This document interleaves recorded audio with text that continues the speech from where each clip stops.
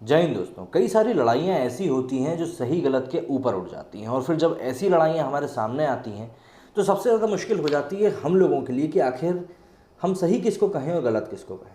अब यहाँ पे कंगना रनावत का एक नया मामला उठ के सामने आया है। उनके खिलाफ पुणे में एक और एफआईआर दर्ज हो गई है। आपको बता दूं, अभी कुछ ही समय पहले एक कास्टिंग डायरेक्टर ने भी उनके खिलाफ एफआईआर दर्ज कराई थी, जिसमें कि उनके ऊपर ये आरोप लगाया गया था कि वो हिंदू मुस्लिम समुदाय के बीच में बंटवारे का काम कर रही हैं, भड़काने का काम कर रही हैं। और अब पुणे में एक और एफआईआर दर्ज हो गई है। इसके बाद कंगना के कई दनादन ट्वीट्स सामने आना शुरू हो गए, जिसमें कि उन्होंने सबसे बड़ी बात इस बार डायरेक्टली आमिर खान को टैग किया है और उनको लेकर कई सारी बातें भी कही हैं। मैं आपको एक एक करके उनके ट्वीट्स पढ़ के बताता हूँ।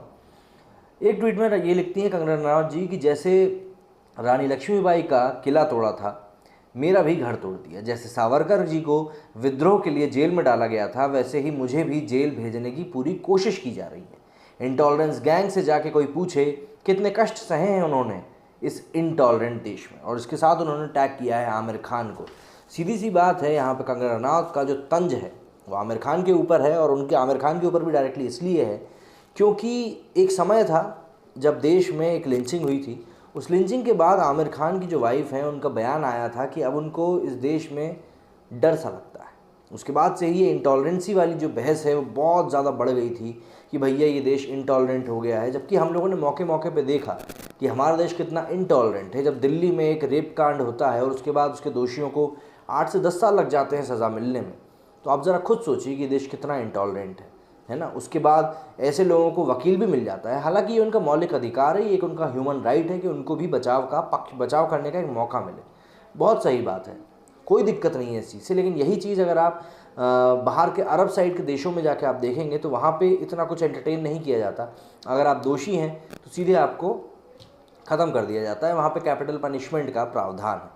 लेकिन शायद ये सब चीज़ें भारत में कई लोग हैं जो कि मिस करते हैं, इसलिए भारत को इतना ज़्यादा इंटॉलरेंट देश भी कहा जाता है। इसके बाद कंगना ने एक और ट्वीट किया जिसमें उन्होंने फासिस्ट गवर्नमेंट को लेकर बात कही है। वो कहती हैं, कैंडल मार्च गैंग, अवार्ड वापसी गैंग, देखो this is what happens to anti fascist establishment revolutionaries not like you all. तुमको कोई पूछता भी नहीं। Look at me, there is a meaning to my life, fighting real fascist government in Maharashtra, not a fraud like you. यहाँ पे इन्होंने Maharashtra government को directly fascist government कहा है। मैं हिंदी में आपको इसका अनुवाद बता देता हूँ। कैंडल मार्च गैंग, अवार्ड वापसी गैंग, देखो फांसीवाद का विरोध करने वाले क्रांतिकारियों के साथ क्या होता है। तुम सबकी तरह नहीं, तुमको तो कोई पूछता भी नहीं है। मुझे देखो, मेरे जीवन का मतलब महाराष्ट्र की फांसीवादी सरकार से लड़ना है, तुम सबकी तरह धोखाधड़ी करना नहीं। कुछ सालों पहले अवार्ड वापसी करके भैया एक पूरी मुहिम चली थी, जिस मुहिम का कोई मतलब नहीं निकला था। इन लोगों को कोई पूछ भी नहीं रहा था, बल्कि उल्टी हंसी उड़ाई जा रही थी कि हाँ ठीक है, कर दो भैया वापस, कोई बहुत बड़ी चीज़ नहीं है। इसमें कई सारे लोग जुड़े थे और ख़ास तौर पे इस चीज़ में लिबरल्स लोग जुड़े थे। लिबरल्स का अगर आपको मीनिंग नहीं पता है तो भैया ये वो पढ़े लिखे लोग होते हैं जो बाकी पूरी दुनिया को अपने सामने गंवार समझते हैं, और इन्हीं की जो सोच होती है उसी सोच को ये सर्वोपरि मानते हैं, और किसी की सोच को और किसी के डिसीजन को ये सही नहीं मानते। और इस सोच को डेवलप करने वाले लोग अक्सर जो भी कोई गवर्नमेंट रूलिंग में होती है उसके खिलाफ ही बात करते हुए दिखाई देते हैं। अब क्योंकि काफ़ी लंबे समय से देश में बीजेपी का राज है, इसलिए आपको आजकल ये सभी लोग सिर्फ और सिर्फ उन्हीं की बुराई करते हुए दिखाई देंगे। लेकिन यहाँ पे कंगना जी ने बात करी है महाराष्ट्र गवर्नमेंट की। इनका कहना है कि भाई, जिस तरीके से कई लोग इस तरीके से संबोधित करते हैं कि जो मोदी जी का जो शासन है पूरा, वो एक फासिस्ट गवर्नमेंट का शासन है, तो आप देखिए कि यहाँ पे महाराष्ट्र गवर्नमेंट से मैं लोहा ले रही हूँ और फासिस्ट गवर्नमेंट से लोहा लेने वालों को क्या होता है ये आप अंजाम देख सकते हैं। जबकि आप लोगों को तो ये पूछता भी नहीं है। मेरा एक रियल मैटर है और आप लोगों का भगवान मालिक है। तो इस तरह से लेकर उन्होंने कई सारे ट्वीट किए हैं, और इसको लेकर ऑब्वियस सी बात है भाई, बवाल तो होना बनता ही था। इसके अलावा कंगना ने एक और ट्वीट किया है कि I worship people like Savarkar, Neta Bose and Rani of Jhansi. मैं सावरकर, नेताजी सुभाष चंद्र बोस और सावरकर जैसे लोगों की पूजा करती हूँ। Today the government trying to put me in the jail that makes me feel confident of my choices. आज गवर्नमेंट मुझे जेल में डालने की कोशिश कर रही है और इससे मुझे मेरी चॉइसेस पे गर्व महसूस होता है, कॉन्फिडेंस महसूस होता है। Waiting to be in a jail soon and go through same miseries my ideals were subjected to, it will give me a meaning to my life. जय हिंद। मैं वेट कर रही हूँ कि मुझे जल्द से जल्द जेल भेजा जाए, जिससे कि मैं उन सभी दिक्कतों का सामना कर सकूँ जिन दिक्कतों का सामना मेरे आइडल्स ने किया था, और इससे मेरे जीवन को एक सही राह भी मिल सकेगी, एक मीनिंग मिल सकेगा। तो इस तरह से कंगना रनावत ने अपने आप को अपने आइडल्स से जोड़ के देखा है, और उन्होंने ये कहा है कि भैया, जो चीज़ें मेरे आइडल्स में सही हैं वही चीज़ें मैं भी सहना चाहती हूँ और मैं उम्मीद करती हूँ मुझे जल्द से जल्द जेल में डाला जाएगा। इसके पहले 17 अक्टूबर को बांद्रा कोर्ट के आदेश पर कंगना के खिलाफ केस दर्ज हुआ था। कास्टिंग डायरेक्टर और फिटनेस ट्रेनर साहिल अशरफ अली सैयद ने कंगना और उनकी बहन रंगोली चंदेल पर बॉलीवुड में धर्म के नाम पर फूट डालने का आरोप लगाया है। मुंबई पुलिस ने पूछताछ के लिए कंगना को 26 अक्टूबर और उनकी बहन रंगोली चंदेल को 27 अक्टूबर को बुलाया है। अब देखना होगा कि इस पूछताछ में कौन सी चीज़ें सामने निकल के आती हैं, क्योंकि जब से सुशांत सिंह राजपूत का मामला हुआ उसके बाद से ही कंगना रनावत ने काफ़ी ज़्यादा खुल के महाराष्ट्र की गवर्नमेंट और वहाँ की पुलिस के खिलाफ बोला था, जिसमें कि कई लोगों का ये कहना है, कई लोगों का मत है कि जिस तरीके का व्यवहार कंगना रनावत के साथ किया जा रहा है, जिस तरह से उनका ऑफिस बीएमसी ने तोड़ा है। हालांकि बीएमसी के ऊपर कंगना ने भी एक काउंटर केस लगाया है यही सब मारहानि का और इन सब चीज़ों का।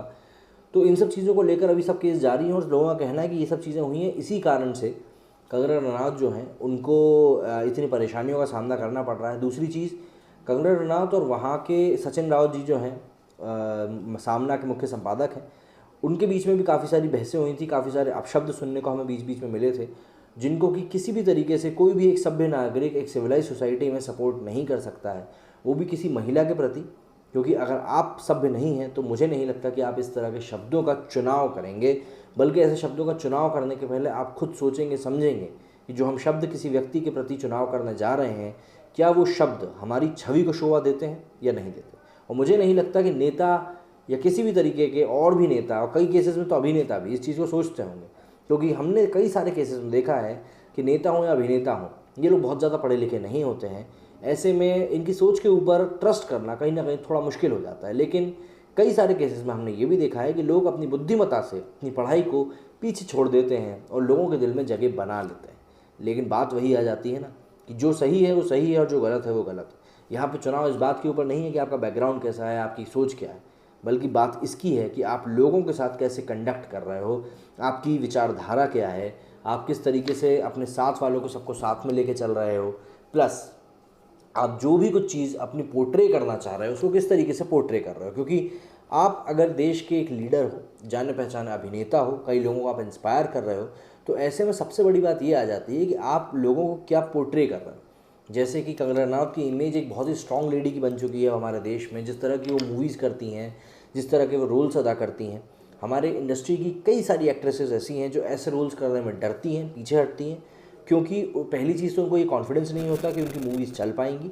दूसरा, उनको खुद की काबिलियत पे कहीं ना कहीं शक होता है कि भैया ये जो चीज़ें हैं ये कहीं ना कहीं हम लोगों को ले डूब सकती हैं, इसलिए वो लोग खुद पे भी ट्रस्ट नहीं कर पाते हैं। ऐसे में कंगना रनावत जो है कई सारे लोगों के लिए एक, मैं कहूँगा, उठती हुई किरण लेके आई हैं। उन्होंने दिखाया है कि आप वुमेन सेंट्रिक मूवीज़ भी कर सकते हैं, अगर कंटेंट अच्छा होगा तो आपकी मूवी ज़रूर चलेगी। लेकिन बात वही आ जाती है ना कि जब आप अलग चलना शुरू करते हो तो आप अकेले भी खड़े हो जाते हो। उम्मीद करता हूँ मुझे बात आपको समझाना चाहता था समझ गए होंगे। मेरे वीडियो में बस इतना ही। जय हिंद, जय भारत।